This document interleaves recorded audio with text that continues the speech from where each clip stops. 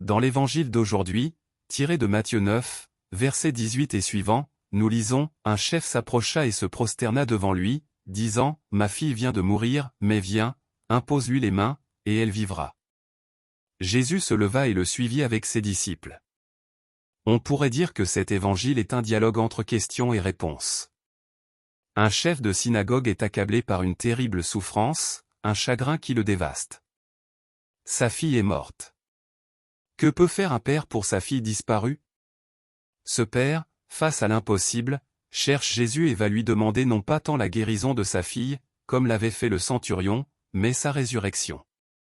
Une femme est sur la route, une femme souffrante depuis 12 ans, et personne n'a réussi à la guérir. Avec foi, elle tente de toucher le bord du vêtement de Jésus et se sent soudain guérie.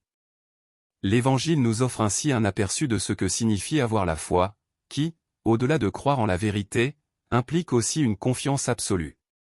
Que penser face à une fille décédée ou à une femme souffrant d'hémorragie depuis des années sans espoir de guérison? Et finalement, il n'y a plus rien à faire.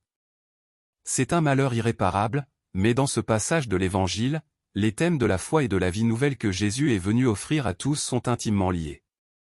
Entrant dans la maison où gît la fillette morte, il chasse ceux qui s'agitent et se lamentent, disant, l'enfant n'est pas morte, elle dort. Jésus est le Seigneur, et devant lui, la mort physique est comme un sommeil, il n'y a pas lieu de désespérer.